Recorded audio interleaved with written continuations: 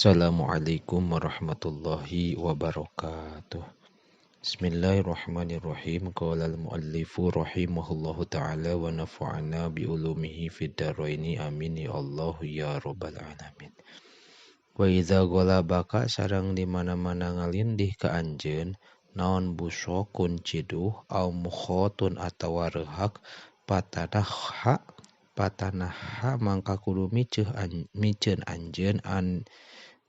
anjeun anil majlisi ti tempat diuk wala tuzhir sareng ulah nganembongkeun anjeun sautan kana suara syadidan anu banget indama nalikana perkara tabsuku nyiduh anjeun aw tatamakhot atawa nyingsing anjeun wa anta tahaddatsa sareng yen ngobrol anjeun bikalamin kalawan cariosan munasibin anu nyamung lil maqami kana tempat kama saperti perkara waroda anu geus datang naon annan nabiyya sallallahu alaihi wasallam sayaktosna Kangjeng Nabi sallallahu alaihi wasallam saala eta naros Kangjeng Nabi ahlahu ka ahlina Kangjeng Nabi al udma anu saala teh sanes naroskeun tapi saala eta nyuhunkeun Kangjeng Nabi ahlahu ka ahlina Kangjeng Nabi al udma kana rencang faqalu teras nyarios itu ahlu ma indana ma eta henteu aya indana di deukeuteun urang sadayana naon illal khallu kecuali arak illal khallu kecuali cuka padaa teras nyuhunkeun Kangjeng Nabi bihi kana itu khallu paja'ala teras ngajadikeun Nabi yakulu tuang Kangjeng Nabi minhu tina itu khallu wa yaqulu bari nyarios Kangjeng Nabi nikmal udmu al khallu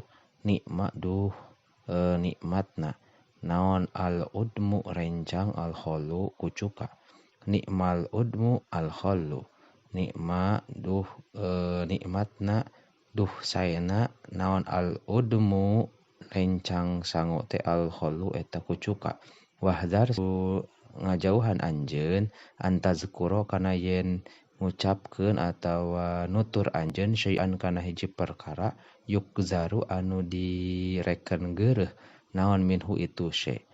aw tukhbiro atawa ngabejakeun anjeun bi khabarin kana berita muhzinin anu nyedihkeun fa inna zalika karana sayaktosna itu anu tadi dicarioskeun teh layaliku eta henteu pantes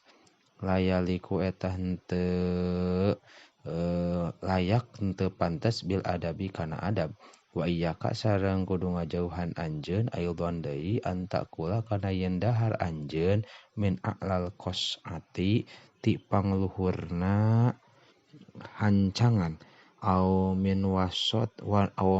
wasatit to'ami atawa ti tengah-tengah dahareun wa fil hadisi sareng eta tetep dina hiji hadis kudu dalahar anjeun pil qas'ati